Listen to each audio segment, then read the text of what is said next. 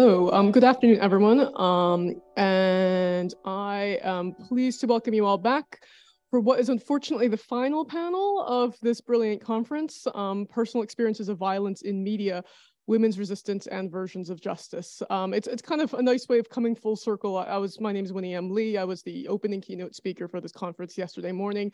And since my talk, it's been brilliant to hear so many other people share their own interpretations and their own readings of quite powerful works of women and men writing about experiences of violence against women and girls. For our final panel, we're not going to be talking about the written word. We're talking about an art form and entertainment form, which is arguably, for better or for worse, more influential in the 21st century, and that is film and television.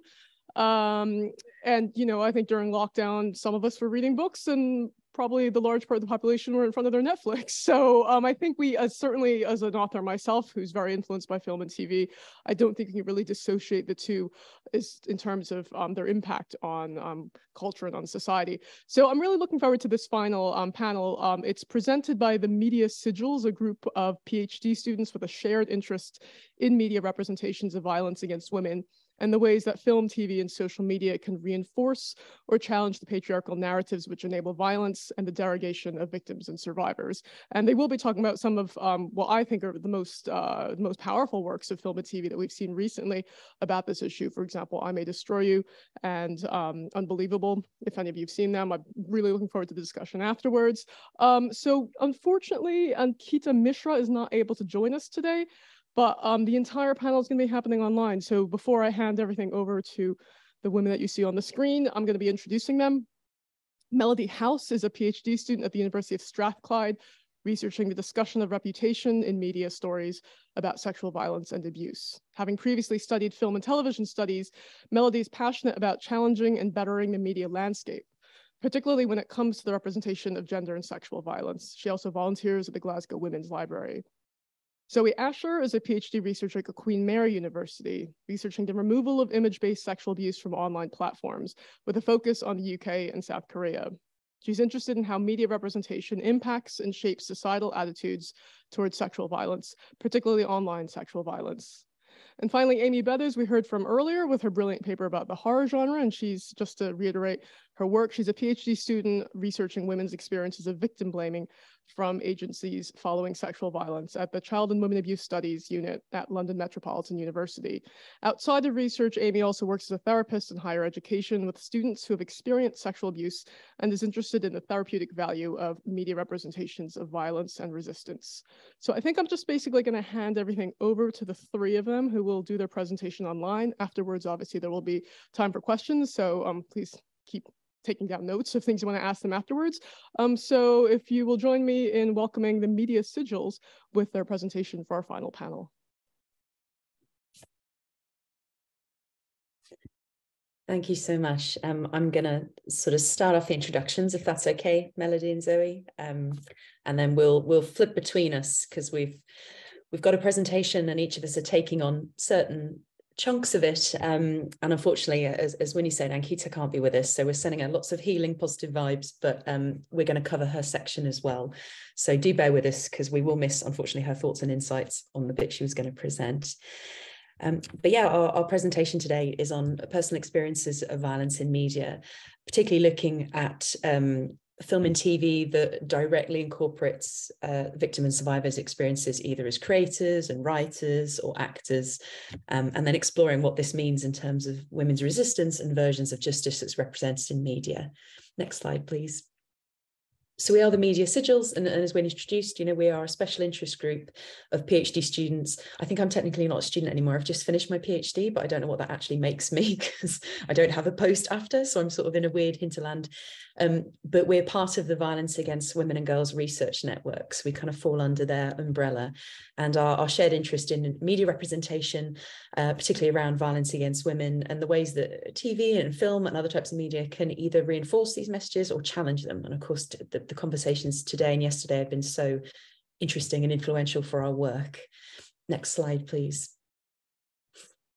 So I'm going to start off by, first of all, talking about what are the current sort of dominant and traditional messages in media around violence against women. You know, what are we looking to challenge? What are the things that perhaps are seen as problematic. And then we're going to look at 4 different forms of media that we think challenge these messages in different ways, in very progressive ways, particularly around justice.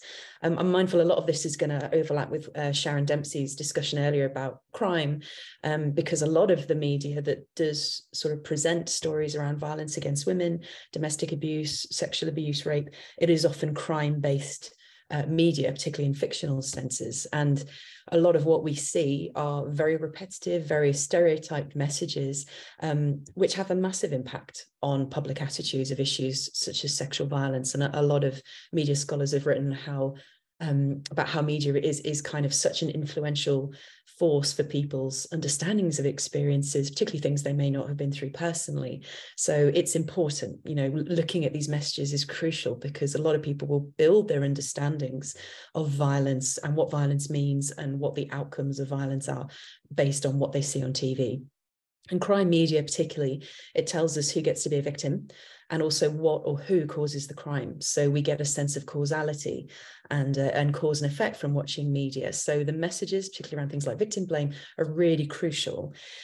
It's also important because if we're seeing very narrow, repetitive stereotype messages, for those of us who've experienced any kind of violence or oppression or sexism, racism, if we're not seeing our own experiences depicted, it may kind of problematize the meaning we put on them. It may stop us from reporting or accessing help or speaking out, because we might think, well, actually, maybe what I experienced wasn't sexual assault or wasn't abuse, because I'm not seeing that represented in stories about what is abuse and what it means. So it has a direct real life impact on people, particularly those who've experienced violence. And as Sharon and other people today and yesterday have mentioned, rape myths, stereotypes, there's a lot of intersectionality with racist stereotypes, stereotypes around class, disability, sexuality, age. These all feed into dominant traditional depictions in the media. And I've included there one of my guilty pleasures. Criminal Minds is a fun show, but it's awful, in my opinion, for these messages. And it's hugely popular. It's hugely popular. And a lot of people's understandings of particularly male violence against women comes from shows like this. Next slide, please.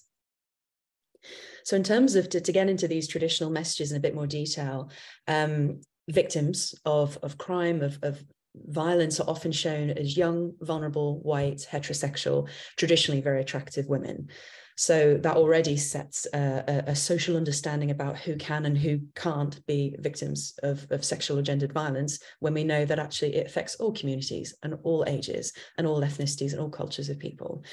And the flip side is that rapists or perpetrators or abusers are often shown in very binary terms. They're often depicted as monsters or deviants or mentally ill, damaged in some way, and therefore outliers to typical men, or possibly more problematically, they're shown as charming and as people were almost encouraged to kind of relate to or empathize with. And I think a recent show, well, it's actually not that recent, but The Fall with Gillian Anderson and Jamie Dornan. I know there's quite a lot of conversation and criticism about Jamie Dornan's character and how he was shown as actually quite an attractive, desirable character while he was raping and murdering women. And also rape is shown as being an act that is purely about sex and sexual attraction and not about power or misogyny or control.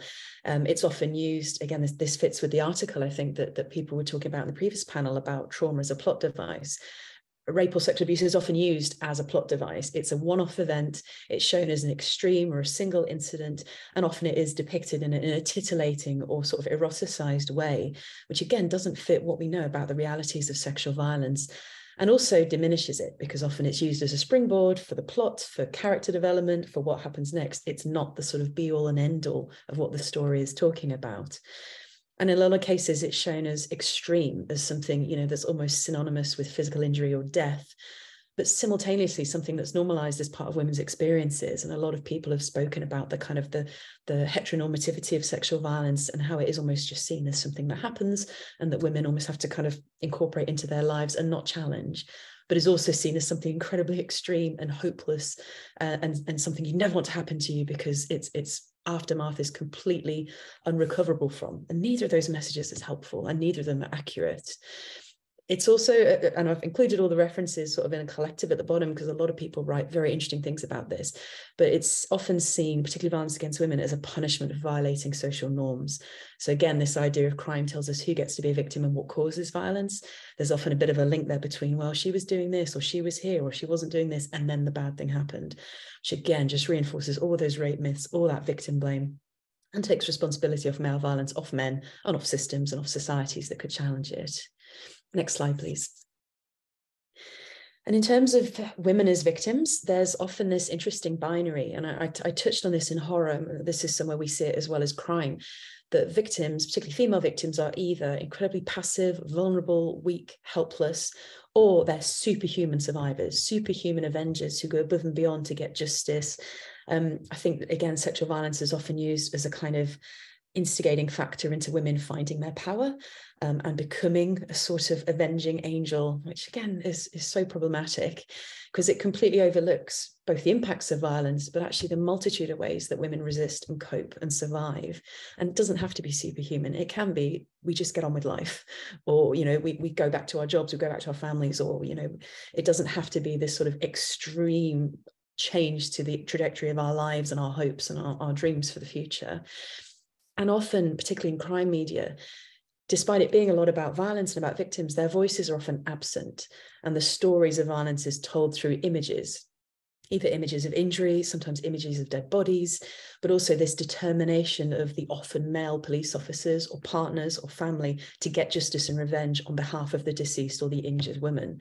So even though it's telling a story about violence against women, women don't get a voice. Women don't get to sort of tell the side of it or explore what happens after. It becomes often a very male-directed sort of journey. And I know in media, which features like superhero narratives, they talk about fridging, the idea of a kind of injury to a female character is used purely to push a male character forward, and she doesn't get a story. She's just a factor, a catalyst.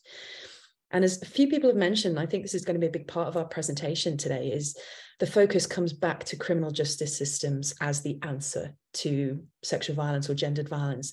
Police, investigations, prisons, court cases, and often in crime and other forms of media that pick up on these stories, it's shown as the only form of justice that's available and the only form of justice that should be sought. And we're kind of going to argue this is almost another, not quite a rape myth, but it's another stereotype that's very prevalent. But as a lot of people have complicated during this conference, criminal justice is not available to all, and it is not justice for all, and it is not the best course of action for lots and lots of women. You know, we hear stories every day of women, what they've gone through, being chewed up and torn out and let down by the justice system, but also even people who get convictions and get the kind of ultimate outcome, they don't always feel vindicated, that it's not a magic bullet that suddenly makes everything better. So the panel that we've put together today, we're going to look at some products which challenge a lot of these messages and particularly pick up this notion of justice. Next slide, please. So I'm going to quickly introduce the four media products that we're talking about before I hand over to my colleague Zoe, because you've heard enough from me today. But these are four really interesting, in our view, 3 films and a TV show that just present violence in such different ways, and all 4 of them incorporate victim survivors in deep levels of the creation and the production as well, which I think the two undoubtedly go hand in hand. So the first is a film called The Tale, which is directed by Jennifer Fox, and it's a fictionalized version of Jennifer's own experiences of being groomed and abused by a much older man when she was quite young. I think she was 13. And her now, as a woman in her mid-40s and a documentarian, she's played in a film by Laura Dern, starting to remember and actually realize she'd rewritten her experience of her abuse in a way that, as a 13-year-old, made it seem quite glamorous, quite consensual. She was an empowered woman. And looking back now, as a woman in her 40s, she realizes she was 13 and she was a child, and actually it was abuse. So it's a lot about her making sense of her experiences through the lens of time and through the lens of her as a documentarian interviewing other women who'd experienced abuse. And then her thinking, what do I do with this? What do I do with this newfound knowledge? And trying to balance seeking revenge against the man who abused her, but also managing her life and maintaining her sort of the life she'd built and the meaning that she'd had. And there's a beautiful line in the film. She talks about, we tell ourselves stories in order to live. So it's a very interesting film in terms of what we need as victim survivors isn't always the truth. and what we need at different times, and our lives may change and our truths may become different. So it's a fabulous film. If you haven't seen it, it's really worth a watch. Next slide, please. I feel this is one a lot of people are more familiar with. I know it received a lot of critical acclaim. I May Destroy You, amazing TV series that was funded by the BBC, and Netflix have also kind of been interested, but it's written by and stars Michaela Coel, and she really tells, again, a kind of fictionalized narrative of her own sexual assault and how she, as a writer, again, tried to make sense of it, what to do with it, her understanding of trauma. Throughout the series, she gets in, she reports her rape through the criminal justice system. And she has quite an interesting experience that we don't always see. She has a really supportive police officers. She goes to a counsellor who's really supportive. They're trying really hard, but they just can't locate her rapist. And so even though she has an ostensibly good and positive experience, she doesn't get criminal justice. And then as an artist, as a creator, she explores other forms of justice and what that would look like for her. And simultaneously, she's going through this with two of her friends, Terry and Kwame, who have experienced their own different forms of sexual violence and rape and coercion, and are simultaneously trying to make sense of that. And it touches on not just violence against women, but homophobia, violence against gay men, racism, the intersectionality of all these things. And it's also deeply funny and an incredible watch. So again, if you haven't seen it, definitely check it out. It's probably still on BBC iPlayer, I think, if not other places. Next slide, please. So we also chose The Meeting, which I think is perhaps a lesser known film in mainstream context, but it's directed by Alan, I'm going to say his name wrong, Gilsenan, I would have a go. Who it's a retelling of a restorative justice meeting between a survivor of rape and her rapist, with mediators and then the survivor's psychotherapist in the room as well. So we're privy to this meeting that was held, I think it was 9 years after the rape, after he'd been convicted, gone to prison, and he's now on probation. This was something that the survivor wanted to do. And what's particularly powerful about this film is the survivor, Alva, it plays herself. And her therapist, who's also a researcher in restorative justice, Marie, she also plays herself. So although the rapist is played by an actor, we're seeing the survivor recreating her moment of restorative justice on her terms, in her words. And then the film ends with us seeing, I guess, essentially the relief, the closure, the power, everything that she experienced, sort of repeated through the process of her then acting in this film and telling her story through this film. So it's incredibly beautiful exploration of restorative justice and what it can offer, that clearly the criminal justice process, again, even as it works when it should, when there's a conviction and prison time and all the things that survivors might want, it shows what different things can offer different types of justice that actually might be more meaningful, not just for the survivor, but actually for the rapist. It shows his perspective and some of the things that he got out of that meeting as well. Next slide, please. Or I should say, the meeting's available on Vimeo, and you can rent it if that's something you want to check out. And the final product that we're choosing, again, it's another TV show. Actually, I think I said 3 films and 1 TV show, but it's actually 2 series, I suppose. It's Unbelievable, which is currently on Netflix. And it's based on a real story, real documented story that was written in a book about an unbelievable story of rape by Christian Miller and Ken Armstrong. And it follows Marie, who is a young woman in foster care, who is raped, reports it, is not believed, is completely dismissed and discredited by the police for lots of different reasons, mostly because she's reacting in a very normal, realistic way to having been raped, which perhaps doesn't fit with the traditional expectations of how society thinks a rape victim should respond. And it ends up with the police actually deciding to charge her with lying, because her experience with the police becomes so awful, she decides to recant and say, forget it, you know what, I don't want this. And then they decide to go after her. And then the other side of the story is another woman is raped. We find out later that it's by the same man, who's a serial offender. And she is believed, and she's supported by a female detective And it's a very interesting series because it brings on, again, lots of intersectionalities, that it's not just her gender of the detective that means the second victim, Amber, is believed when Marie isn't, but actually Amber's a student. She's middle class. She has a boyfriend. You know, she's not a young woman in foster care who perhaps would be considered lower income in America. And so there's a lot of interesting factors about who gets to be believed, who gets to be a victim, and then who gets justice. And a lot of the series follows the two female detectives who are really trying to figure out who this rapist is, and then they link it with Marie's case and think he's done this before and she wasn't treated right. And it ends with towards the end, it ends with a great scene of them basically confronting the male detectives who let down Marie and saying, look, you need to do better. This is not okay. So again, it's based on a true story, but it challenges so many of these dominant negative messages about who gets to be a victim, what is sexual violence, and what isn't sexual violence, essentially. So I'm going to stop talking and hand over to my colleague Zoe now, who's going to pick up on justice and actually what justice means and how these products sort of feed into that. Thank you, Amy. So I'm going to be talking about justice, as Amy has said, and probably building on a lot of the themes or ideas that Amy has already started to discuss. So justice is a very important part in all of these films and TV shows. And however, it's very much depicted in different ways in every single TV show, in Unbelievable, in I May Destroy You, and the films, The Tale, The Meeting. So what we really see from these different TV shows and films is the different experiences of the victim survivors that are represented in them. They approach justice from different perspectives. They have a myriad of different experiences with different types of sexual violence. And what it really starts to build up is this idea of what does justice mean, and how do victim survivors actually understand justice. Now, as you'll see on the slide, victim survivors have very different ideas when it comes to justice. And there's a lot of research surrounding the different perspectives that they may have surrounding justice, what it means to have justice.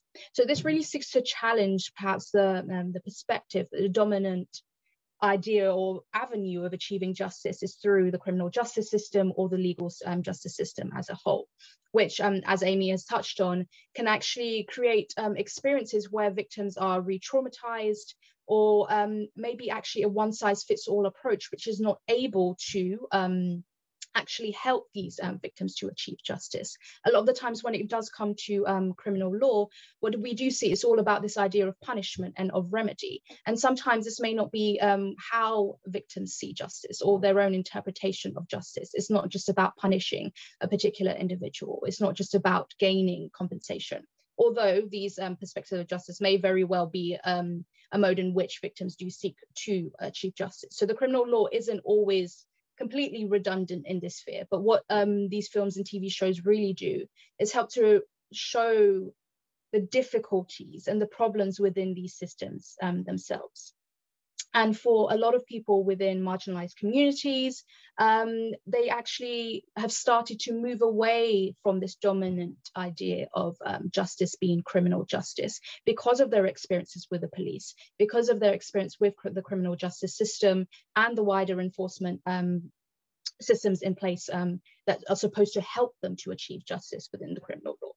Equally, and a lot of the time, the discussion does really much focus a lot on the criminal law. But I think there's something to be said about the civil law, which we do see being pursued in Unbelievable, because the civil law traditionally is not always considered when we consider ideas of criminal justice, but it's still very much part of this wider legal system.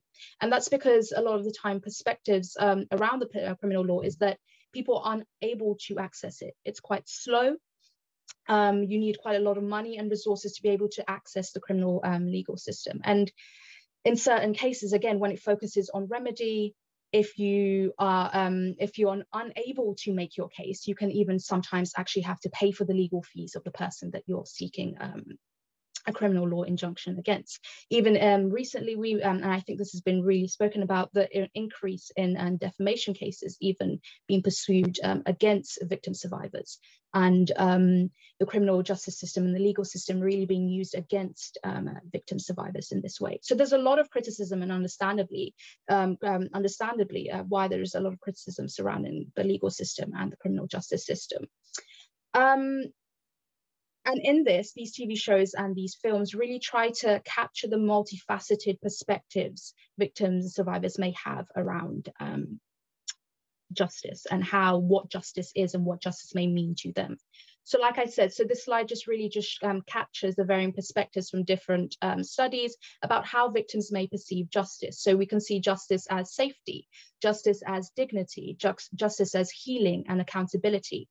So justice can be something which is very much individual and seeking to really capture or help that victim within that specific incident, but it can also be very much community-based, trying to prevent future incidents from happening. So it's not just about pursuing, for example, a criminal law case or gaining reparation, but it may very well look at the root causes of sexual violence and abuse and looked at how we can improve these systems. And this is, again, one thing that we actually see reflected in these TV shows and films, because by using these media to reflect this different forms of justice, we are really engaging with this discussion and allowing people to reflect on the problems within current systems and to really consider how we may be able to use and we may be able to reform these systems and allow them to actually support systems in the way that they actually purport or are supposedly supposed to protect victims. Now, if we look specifically, sorry, next slide, please.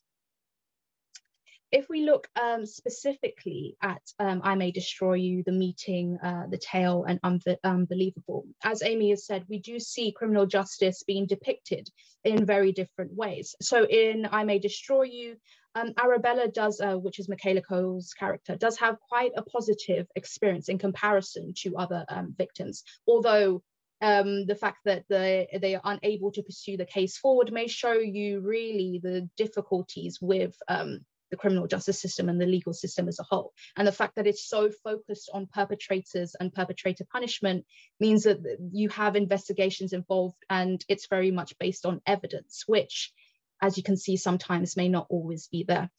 And it may be very difficult to identify the attackers in these cases. But Arabella's experience can be actually contrasted with Kwame in I May Destroy You, who, when he goes to the police, is almost, it really experiences victim blaming and is really questioned about his experiences and whether they happened. So it shows you, I think one thing that Michaela Coel really does well is showing you the myriad of experiences that victims may go through. There may very well be cases where victims have a positive experience with the police or the criminal justice system, but it's more likely that we see experiences where they don't have such a positive experience, and it can actually be a site of traumatization for them. So this is how Unbelievable, I May Destroy You essentially reflects both sides of the criminal justice system. And I think Unbelievable is perhaps the one where we really go into detail into the criminal justice system. And what it does as we follow Marie is this idea of the police really focusing on the type of victims and really having their own perspectives about ideal victims. And Marie being somebody who is in the foster care system, who has been labeled by people that they go and take witness statements from as problematic, somebody who seeks attention. They use all of this and this idea that she's not the ideal victim, that she can't remember her experiences perfectly in the way that they expect her to remember it, despite the fact that they immediately ask her about the experience and she's forced to continuously recount her experience to both the police when she's at the hospital and later twice when she's making a written statement at the police station. So it really reflects Unbelievable how these police officers, sometimes in investigating these cases, really focus on this idea of this ideal victim. And I think something that is really, that Marie says in episode 7 really reflects on victim survivors' experience and how their background and is often or used against them as to whether they're believed or they're not believed, and whether they can actually pursue justice through the criminal system. And she states that if the truth is inconvenient, if it doesn't fit, they don't believe it. And I think that's a very powerful sort of thing to really show you how these victim survivors are often viewed, and it's whether you, and there's a very sharp line, you're either telling the truth or you're not, and they never really consider how they may be coping with that, with their abuse, or the fact that it's quite difficult for them to even come to terms with the abuse that they're experiencing. And the meeting, even though it really does focus on restorative justice, we do see it in the beginning really focus on the statement that Alva has written. And it begins with flashes of the statement and evidence from the police and evidence bags, and even a very graphic picture of her body after the assault. So we do see some sort of pursuit of criminal justice in that, but it really focuses on this idea of alternative justice and the different types of justice that may be available to victims, as well as how victims may, victims' own perspectives about justice and how they wish to and seek to pursue justice for themselves. And I think one really powerful thing about this, although some people may have some reservations about pursuing justice in this way, particularly because it involves meeting her attacker and having this conversation with her, it really provides her a voice, a way to actually be able to experience and explain the impact that the abuse had on her to her attacker. But in addition to that, we really see that the attacker himself is provided a voice, which really can help to challenge ideas of this idea that all of these attackers are monsters, which sometimes they're quite depicted as evil.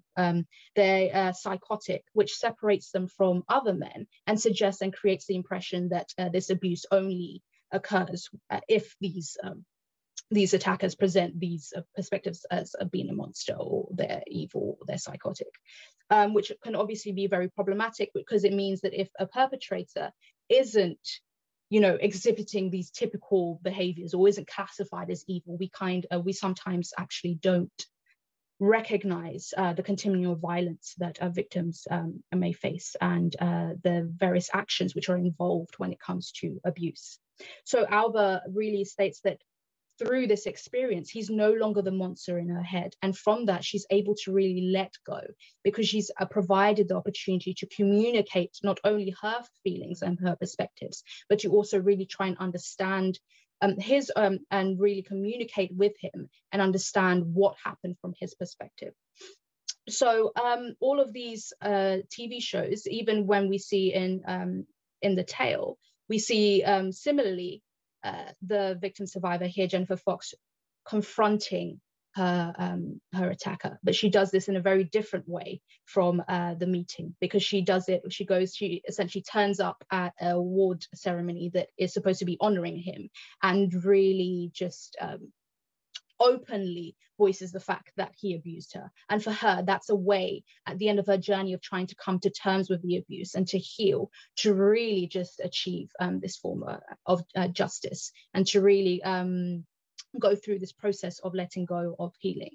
So we have some very powerful depictions of what justice may mean to these different victim survivors. But it's also equally important to not just look at how they depict justice within these TV shows and these films, but to really consider media and creativity as a form of justice, or ways in which justice can be achieved. And next slide, please. And a particular study which has come out is by McGlynn and Westmoreland, which really focuses on this idea of kaleidoscopic justice, which I've spoken quite at length at, which essentially looks at the different perspectives victims have around justice. And through this study, they interviewed a lot of victim survivors, and they sort of came up with these categories of how victims may perceive justice and how they define justice for themselves. So they just define justice as connectiveness, as recognition, as dignity, voice, prevention, and consequence. And we see this depicted in these films, in these TV shows, but equally there may be room to consider whether media itself, and through media, we can achieve this form of kaleidoscopic justice. Because through these films and these depictions of sexual violence, which seek to challenge the dominant and traditional messages within the media, what we see is victim survivors' voices being amplified.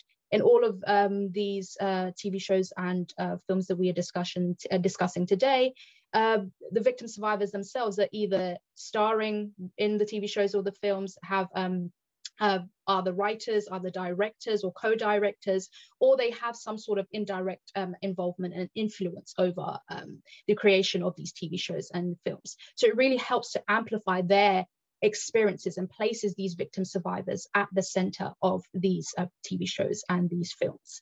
And in a way, media, because it invites discussion, it's able to overcome very problematic norms and perspectives surrounding sexual violence and abuse, is able, in a sense, to perhaps allow this transformative justice to occur, to allow and prevent these abuses from occurring by re-educating people. We are in a society nowadays where the media, films and TV shows are the main ways that people are educated. So by challenging these dominant or traditional messages surrounding sexual violence and abuse, some people are educated, and people who may not have access to traditional education may gain more information about victims, about sexual violence, about abuse, even about how they can pursue justice through the criminal justice system or pursue justice through other means. So it's really this idea of education through the media can really help and may be able to move and help victim survivors and wider society to start to try and prevent sexual violence and abuse occurring. So just to conclude, so these films are about depicting justice and showing not only the systematic failures, but the different ways in which victims pursue justice. But I think it's equally important to highlight something, because this is often something that's seen within the academic discourse, this pitting of criminal justice against other forms or alternative justice. But what we do see in these TV shows and films is that although they highlight the problems within within the criminal justice system and pursuing justice through the criminal justice system, they also show you that their victims don't always just have one form of justice that they may pursue in their journey through healing. What we see is that sometimes justice for victims may actually be an amalgamation of different types of justice. They may include criminal justice, they may include civil justice, or they may include restorative justice or transformative justice. So it's not always the case that the victim pursues one form of justice. And I think this really highlights not the importance of just scrapping away with the criminal justice system, but really thinking about how we can reform these procedures, which through the media products invites discussion and sometimes can lead to legal reform and changes within these legal enforcement systems, but also how the criminal justice system and other forms and perspectives of justice may be able to work together if that's how an individual victim pursues and wishes to pursue justice. To give an example, in Unbelievable, despite her experiences with the police, she later then chooses to pursue civil action against the state because of how she's treated. It's really important to think about not only how they reflect different forms of justice, but that justice may not just mean one thing, and that it could involve different forms of justice for different victim survivors. But more importantly, it's important that those victim survivors have the choice and are able to choose which form of justice that they wish to pursue. So now I'm going to pass on to Melody, who I believe is going to expand more on this idea of how we use media to essentially reflect justice and how media we may be able to gain justice through media. Yes, thank you, Zoe, and hello, everyone. You can go to the next slide. So yeah, my name is Melody and I'm a second year PhD student, as Winnie introduced us so graciously. So a big question in my research is how the media impacts survivors speaking out, particularly with recent rather depressing cases, as Amy and a couple other women who have spoken before us have mentioned around defamation cases that we've seen recently in the news. And so, as my colleagues have discussed before me, the media can have an incredibly powerful impact in combating these dangerous stereotypes and in highlighting new routes and kinds of justice, particularly as Zoe has spoken to just before me. And as they've said, the 4 texts that we have decided to focus on highlight the best of these examples with truly powerful accounts of women speaking out on their experiences. But as my research has highlighted, this is not an uncomplicated act. by speaking out, especially through and with the media, survivors also open themselves up to more abuse and retaliation. So can the media really amplify the voices of survivors? And of course, like many things, this is a very, there isn't a straightforward answer to that question. And it's clear that films and TV shows like the ones that we're highlighting today and others have highlighted throughout this conference, they do take huge strides in this direction. All the stories we're discussing today are true. Like Amy says, they've all involved the women who were involved in some capacity. And they do an incredible job at combating these harmful stereotypes, the rape myths, and also the different and complex layered experiences of sexual violence, and the different forms of survival that come from that. The media is an incredibly useful tool in allowing survivors of violence to explore all the possibilities of justice, particularly in the case of Jennifer Fox in The Tale and Michaela Coel's character Arabella in I May Destroy You. Fox, the documentary filmmaker, was able to use the medium of film to research and interrogate her experience of childhood sexual grooming and abuse, which culminated in a powerful confrontation with one of her abusers, something that she was not able to do in real life, but was able to act out on screen in this way. And similarly, Coel, through her character of Arabella, who acted out 3 possible endings to her story, which included killing her perpetrator, reconciling with him, and having consensual sex with him, and which are situations that, of course, would be incredibly complicated to try and recreate in real life. Another way that the media can positively work to try and help survivors is by giving them the platform to take back control over their own narratives. As scholars such as Tanya Sirizia and Karen Boyle have shown, women who have experienced a violent sexual crime often struggle with their identity after the fact. As Sirizia notes in her discussion of the genre of rape memoirs in books, in her book, Speaking Out, these rape memoirs, and Amy's touched on this earlier, often frame rape as a very life-altering event, and as such, women who experience it feel as though their identity is forced to change with that event as well. And this is further complicated by legal protections that are given to women that obscure and remove their names from the public domain.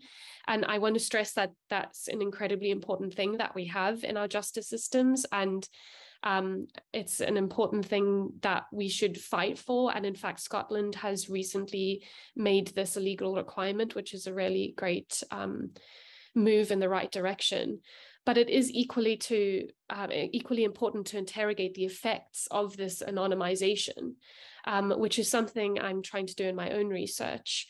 And there's a definite tension between fully anonymizing these people and allowing some information into the public domain so that they don't turn into caricatures. And this is a tension that's been explored by Karen Boyle, Brenna Jesse, and Megan Strickland in a chapter in an upcoming book, where they detail their focus group interviews with women who had experienced sexual violence. And the women they interviewed spoke about wanting to be fully fleshed out figures, especially when perpetrators are usually given this opportunity, but equally struggling with having to come out as being known as a victim. As such, films and shows like the ones that we're discussing today can be truly radical, as they allow women to fully claim back their identities and their narratives in their own ways. So in many ways, the media is an incredibly powerful tool in amplifying the voice of some of the survivors. And it offers them the opportunity to explore varied and complex forms of justice that are not always available in real life. But how does this work for all survivors? So you can go to the next slide. As Fox notes about her decision to tell her story, and I'm quoting from her now, "There was a light bulb moment when I was making this other film about women all around the world.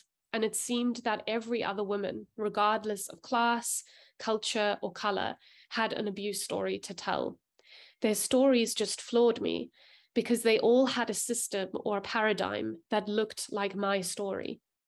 Suddenly, I couldn't see it as my own private little narrative, and I knew that it was time to turn my story into a film. This is the key to how the media can truly be a route to justice for survivors, for us to remember the collective. So the personal is political is a phrase that I'm sure everyone in this room and online with us will be familiar with. It was popularized by Carol Haddish in 1969 in her essay of the same name. And it's a slogan that has almost become synonymous with the feminist movement in the late 60s and 70s. And it has had a bit of a comeback recently with the current post #MeToo world that we're living in. And the phrase encapsulates the thinking behind one of the key political feminist activities of the second wave, which was consciousness raising. So my research often takes me into really interesting and amazing places. And as was mentioned earlier, I volunteer at the Glasgow Women's Library. And so when I was researching this presentation, I went to go into their archives, which are incredible. And if you're ever in Glasgow, I highly recommend going to have a look. And I found this definition for consciousness raising in one of the Glasgow Women's Liberation newsletters from May 1977. And they write, consciousness raising is the process in which personal experiences, when shared and recognized as a result not of an individual's idiosyncratic history or behavior, but of the system of sex role stereotyping, i.e., they are political, not personal questions. And this is a part of speaking out that can sometimes be lost in the media, with a focus instead on the individuals, their own experiences, their own recoveries, and their own routes to justice. However, as Jennifer Fox points out, their experiences are part of a pattern. As she says, that every other woman, regardless of class, culture, or color, had an abuse story to tell. They all had a system or a paradigm that looked like my story.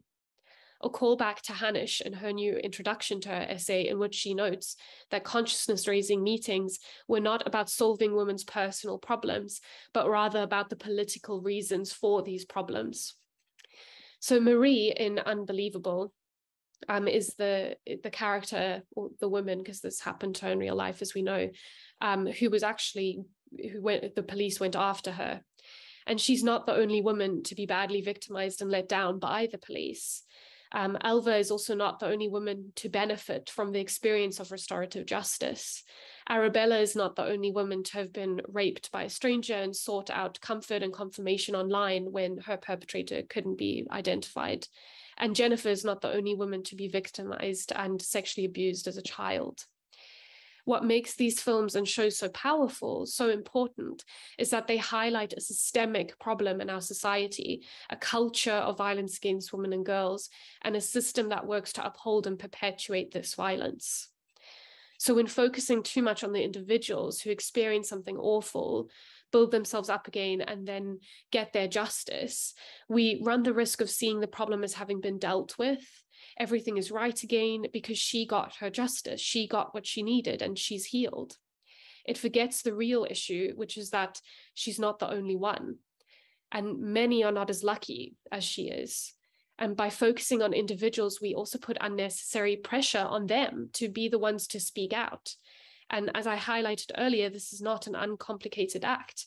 When women speak out publicly, they are not only opening themselves up to being to more abuse, as we saw in Arabella's story with her complicated relationship with social media, but they're also opening themselves up to retaliation. So Marie's story in Unbelievable is harrowing, going to the police for help only to be re-victimized and prosecuted by them. But women are also opening themselves up to retaliation by their perpetrators. Fox speaks out about this fear and how she had to try and conceal the true identity of her abuser for this reason. And we are sadly seeing a rise in this retaliation, as Zoe highlighted, sadly with the televised trial of Johnny Depp and Amber Heard. So we can see that the media can and does aid the amplification of survivors' voices, but the effects of this are really complicated. And this is further complicated when we start to ask, are people really listening to these survivors and to these stories? Are they being heard? And this is where I will pass over to Zoe again, where she will be discussing the business and industry impact of some of these texts. Yes, thank you, Melody. So I'm really going to be focusing now on the public reception to The Tale, Unbelievable, I May Destroy You, and the rest of the TV shows and the films that we have been discussing. So as some of you who are familiar with these TV shows and films may know, that a lot of them have actually achieved a lot of critical acclaim. They've been awarded several and nominated at several awards. They have received very high amount of social media engagement, and also critical response to them have been largely positive. So when it comes to media, as we've discussed, media and films and television really invite discussion, reflection, and interpretation. And they can really have the power, as I was saying before, to shift norms and change laws and practices, which is why they are important. But the extent to which they're able to challenge dominant messaging and traditional messaging, particularly within the media, can really be seen through the lens of the public response to these TV shows and these films, and also the challenges and the barriers that these creators face when they're trying to reflect and depict experiences of victim survivors, which have not been traditionally represented within the media. So there are three main forms of recognition, maybe through, or three main forms that we may want to consider recognition or public response is through the public. So how well the TV show or the movie does in the box office, its viewership, and even the public response on social media. Another one, as I said, is critical response. So film critics and film reviews around the films and the TV shows. And lastly, this idea of professional recognition. So through award shows and the nominations, as well as the awards that they actually win at these award shows. Now, there have been some criticisms surround these varying forms of recognition. For example, social media, sometimes we see films and movies going viral, which are later then, which may actually put forth these traditional or these dominant messages, and may actually contribute to the misinformation surrounding sexual violence and sexual abuse. Or sometimes on social media, we do see these polarizing arguments about whether something is good or not, because they're very much based on the individual perspectives of the people on social media.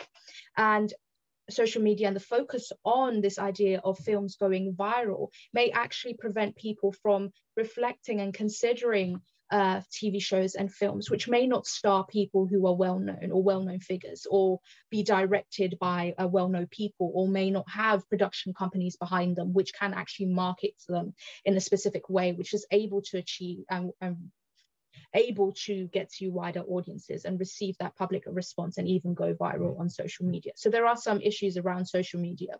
Equally with award shows, recently we've seen a lot of criticisms around award shows and the types of movies and films they choose to recognize, not only nominate, but also choose to as their winners of those categories.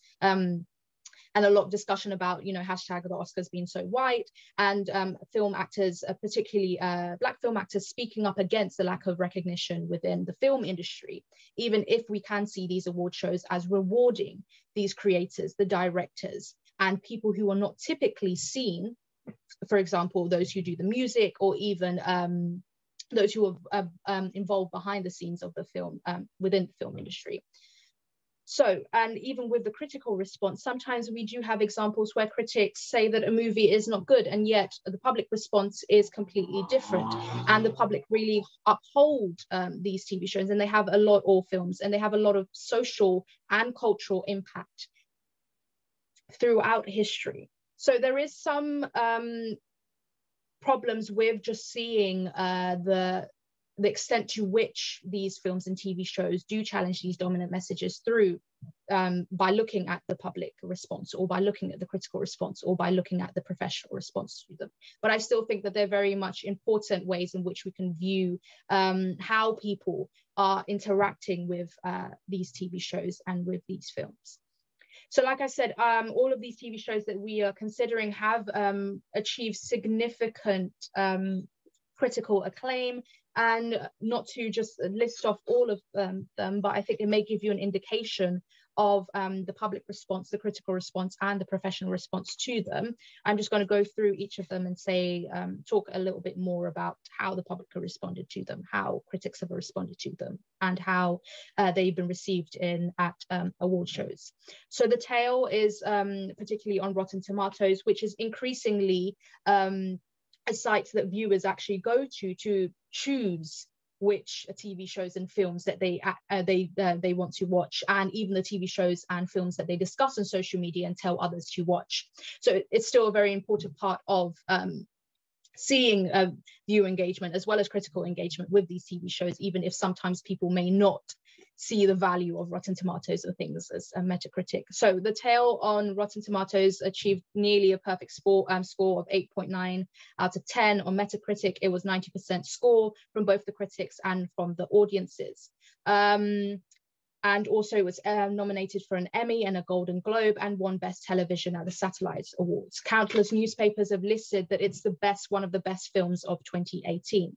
With I May Destroy You, it achieved 34 wins and 54 nominations for writing, leading and supporting actresses role, music supervision, makeup design, and even the Best LGBTQ+ TV show, which shows you especially these individuals within the industry who are not typically awarded, even receiving nominations and wins for I May Destroy You. And Michaela Coel was one of the first Black women to actually win an Emmy for an outstanding writing in a limited series. In The Meeting, which is, as we've said before, is perhaps the lesser known film within popular media or popular culture, still did win Best Foreign Feature at the Artemis Women in Action Film Festival, and has consistently been given 4 to 5 stars by critics. And it's even considered at the time one of the year's most powerful films. And again, lastly, if we were to consider Unbelievable, it has a high approval rating of 98%, and people have considered it as heartbreaking and powerful, that it transcends familiar true crime. So this idea, again, of challenging these dominant film messages being recognized. And with Netflix, obviously Netflix tend to actually tell you but a little bit more about viewership. So Unbelievable actually received 32 million views upon its release on Netflix, which shows you the broad amount of people who have watched it and who have been engaging with this TV show. And again, similar to all the other TV shows and films we've discussed, it's been nominated for various awards and categories.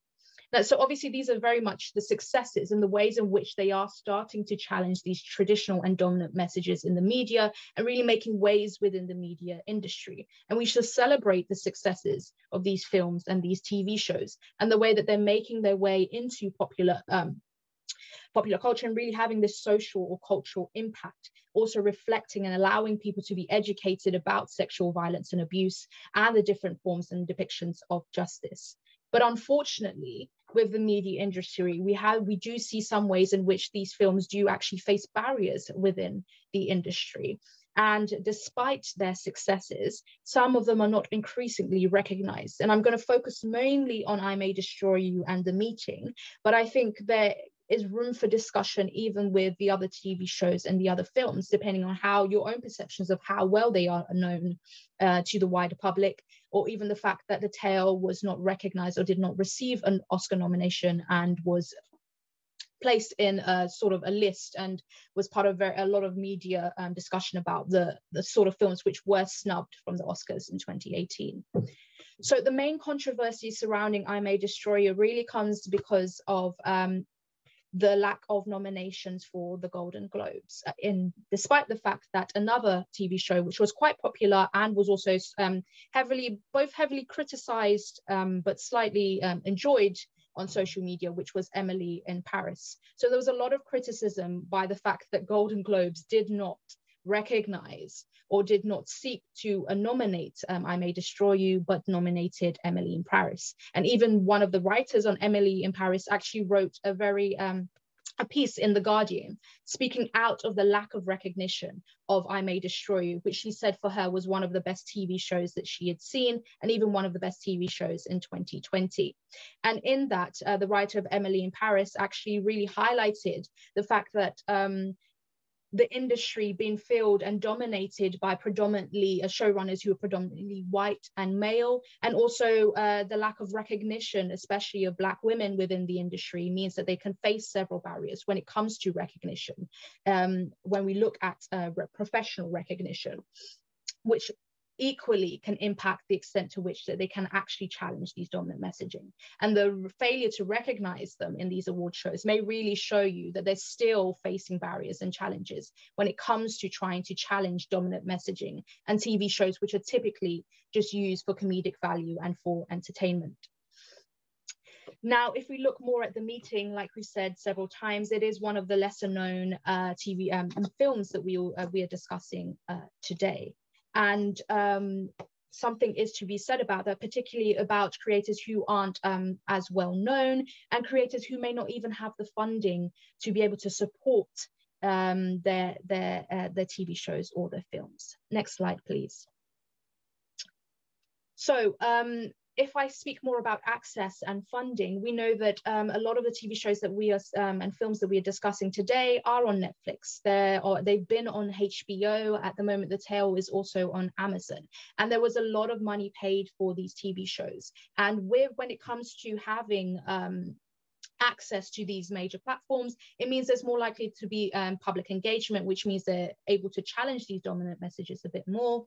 And also it's more likely that they're going to be marketed a lot more, and more people are more likely to have access to it. So although they are still behind a paywall, it's more likely that people have Netflix subscriptions and have subscriptions to Prime or use HBO.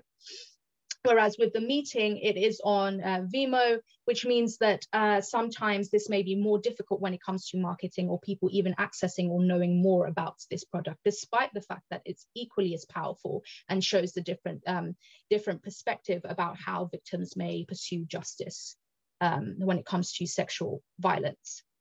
So there is a really big question mark, especially around the funding of these TV shows and how that prevents access and does present barriers to them challenging a dominant and traditional messaging.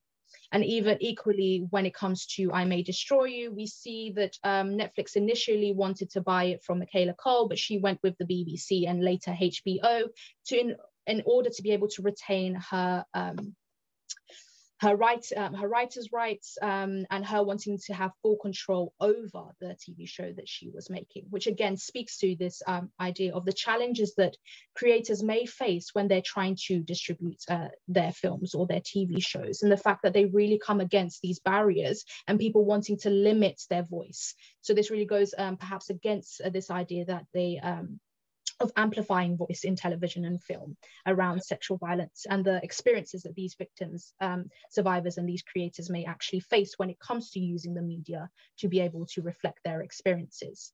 Just wondering if we could start to move to discussion soon. So I don't know if you want to wrap up. Yes, I'm just going to wrap up slowly just right now. So there is a lot of, so we've obviously discussed a lot about the importance of TV shows and media and how they represent justice and how they challenge these dominant messaging and how they amplify voices of victim survivors who themselves may be the creators, the directors of these TV shows. However, the challenges they face do create a lot of, can create barriers to them actually challenging these dominant messaging within film and TV, and to come against these, typically the industry which focuses mostly on film as entertainment or even reflecting rape as a form of something that is used to gain viewership. But we should recognize the fact that these TV shows and movies, just by existing and just by the fact that they do have engagement, are something to be valued, and that they still have powerful messages. And despite the challenges they may face, that this shouldn't be used to deter people from trying to actually reflect their experiences through the film and media.